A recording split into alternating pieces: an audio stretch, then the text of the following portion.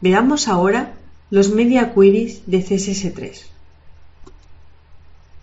Tal y como comentaba en el vídeo anterior, con los media queries de CSS3 lo que hacemos básicamente es decidir cómo se va a mostrar una página web en función de los parámetros que la especifique.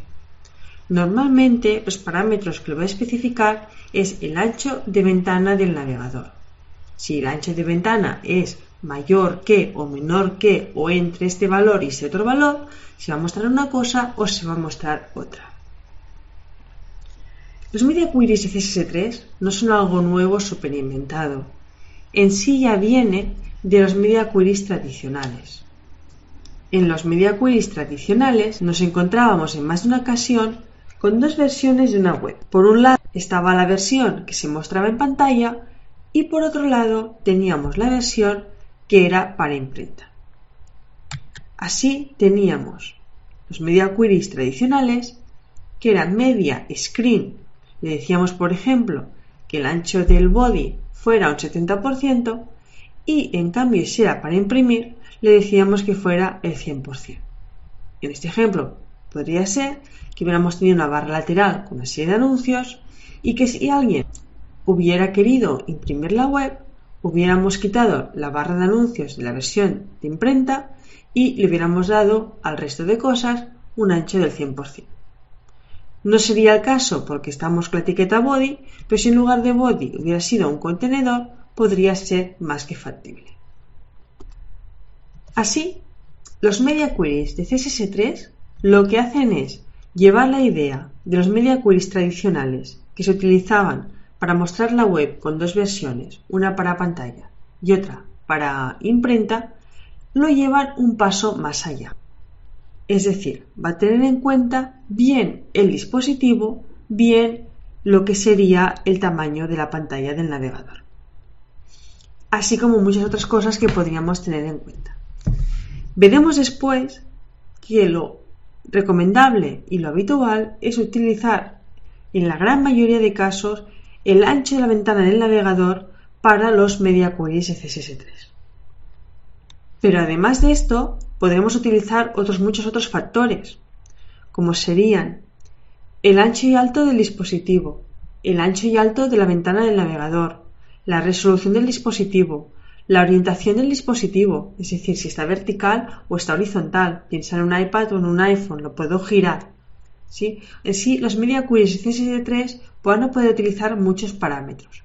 Pero lo que vamos a ver de manera habitual va a ser que utilicemos el ancho de la ventana del navegador. ¿Por qué el ancho de ventana del navegador y no la resolución de pantalla? Aunque a primera vista pueda parecer lo mismo, hemos de distinguir entre lo que es la resolución de la pantalla y lo que es el ancho de ventana del navegador. Este caso lo vas a entender muy bien si pensamos en un desktop. Imagínate que tienes tu navegador abierto y que tienes una resolución de pantalla de 1980 píxeles de ancho y abres tu navegador. Si lo tienes allí abierto. Bien, lo que puedes hacer entonces es reducir el tamaño del navegador, de modo que no te ocupe tanto espacio.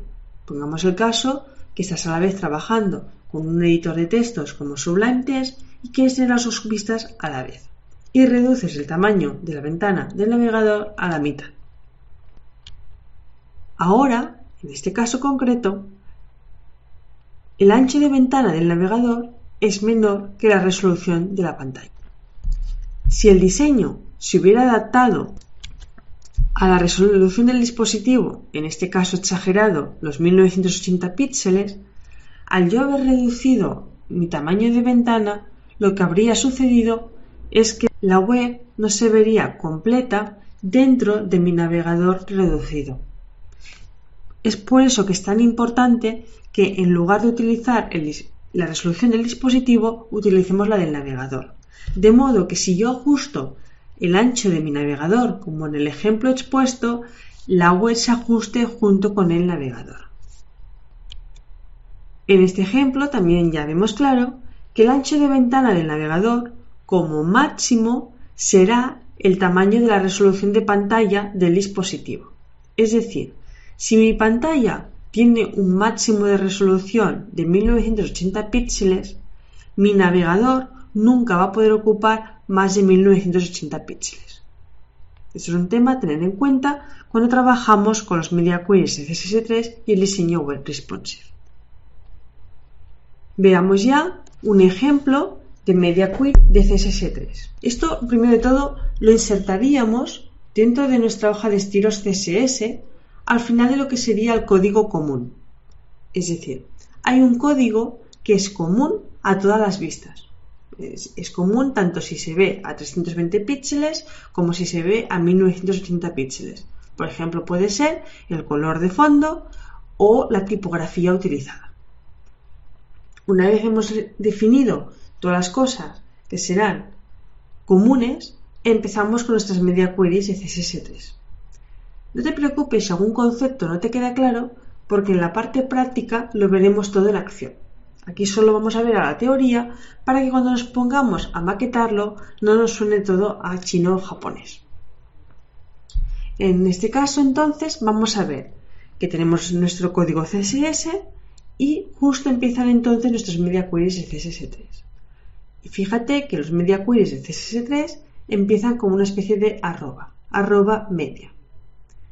Entonces aquí estamos dando dos condiciones. Las condiciones que estamos dando es screen y que min width sea 320 píxeles. Min width significa que el ancho mínimo del navegador sean 320 píxeles. Y entre corchetes pondríamos entonces el código CSS que se aplicará si se cumplen esas dos reglas. Así vemos que las condiciones indicadas son screen, es decir, indicamos que el dispositivo de salida es una pantalla y no una impresora o cualquier otro dispositivo, y que el ancho mínimo que va a tener la ventana del navegador va a ser 320 píxeles. Así, si estuviéramos en una pantalla de 295 píxeles, esas condiciones de código CSS que pondríamos entre corchetes no se aplicarían a esa vista. Si te has fijado, para separar las condiciones utilizamos la palabra AND. AND es un conector que se utiliza mucho en programación para especificar que ambas condiciones se han de cumplir para que este código se aplique. Al igual que AND, podríamos utilizar OR, de O en inglés, OR. En ese caso, si aplicáramos OR en lugar de AND, implicaría que con que se cumpliera una de las dos condiciones, el código CSS se aplicaría. Lo habitual es aplicar una condición AND. En el ejemplo que tenemos ahora, vemos que se han de cumplir tres condiciones. Vemos dos ANDs. Por un lado, vemos el screen, es decir, que se muestre en pantalla. Por otro lado, que el min width sea 480 píxeles y que el max width, es decir, el ancho máximo, sea 767 píxeles. Esto entonces se va a aplicar cuando el dispositivo en cuestión sea una pantalla y que tenga un ancho entre 480 píxeles incluidos y 767 píxeles incluidos. El motivo por el que no englobamos los 768 píxeles es porque es la resolución de un iPad vertical y allí ya queremos aplicar otra resolución y otras condiciones. Nuestro querido amigo, y eso es ironía lo de querido amigo, nuestro querido amigo Internet Explorer, para variar, no va a dar soporte a los media queries de CSS3. Bien, Internet Explorer dice, perdone, ¿eso qué es? No sabe. Bien, gracias a Dios tenemos personas que se esfuerzan en ofrecernos un buen servicio de manera altruista y gratuita. Ha habido un diseñador, desarrollador, que creó un script llamado Respond, que con ese script, que ocupa solo 3 KB, o sea que es pequeñísimo, muy rápido y muy eficiente, Internet Explorer mágicamente entiende ya los media queries de CSS3. En la parte práctica veremos ya dónde descargarlo y cómo podemos incluirlo en nuestros diseños. Con esto puedes ver que con unas sencillas reglas de los media queries de CSS3 podemos hacer que se aplique un código CSS u otro en función de las reglas que yo le indique. Es decir, que si le indico que lo aplique entre 480 píxeles y 767 píxeles, ese código que va entre corchetes solo se aplicará si se cumplen esas condiciones. Y es eso lo que hace que la web pase a ser responsive. Ya en el siguiente apartado veremos entonces lo que es el viewport y cómo podemos trabajar un paso más nuestro diseño web adaptativo.